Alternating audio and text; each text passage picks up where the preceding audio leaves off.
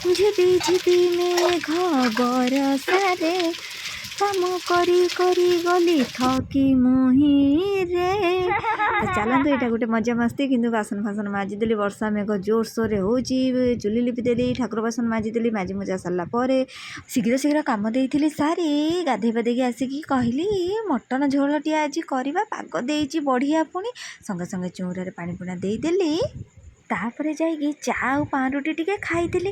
ତାପରେ ପରେ ପକୁଡ଼ିର ଆୟୋଜନ କରିଥିଲି। ପକୁଡ଼ିକି ଛାଣି ଛୁଣା ଦେଇକି ଝିଅ ପୁଅଙ୍କ ସାଙ୍ଗରେ ଭାଇନାର ମୋର ବସି ଯାଇଥିଲୁ। ପୁଣି ଭାଇନା ଏଠି ଲଙ୍କା ମୋତେ ଦେଇଥିଲେ ଖୋଇବା ପାଇଁ। ମୋ ଚଉଦୁଗ ଅନ୍ଧାର ହେଇଗଲା, ନାକରୁ କାନରୁ ବାହାରିଲା ଧୂଆଁ। ପୁଣି ମଟନ ଆସି ପହଞ୍ଚିଗଲା। ଭାଇନା ଝୋଳ ଭାତ ରାନ୍ଧିକି ପୁରା ରେଡ଼ି କରିଦେଲେ। ପୁଣି ଖାଇ ପିଇକି ଚାଲିଲୁ ଶୋଇବା ପାଇଁ। ସେଇ ମଟନ ଝୋଳକୁ ପୁଣି ରଖିଦେଇଥିଲି ରାତିରେ ରୁଟି ସାଙ୍ଗରେ ଖାଇବା ପାଇଁ। ତ ରହିଲି, ଜୟ ଜଗନ୍ନାଥ। ସବସ୍କ୍ରାଇବ୍ ନିଶ୍ଚୟ କରିବେ, ଭୁଲିବେ ନାହିଁ ପୁଣି।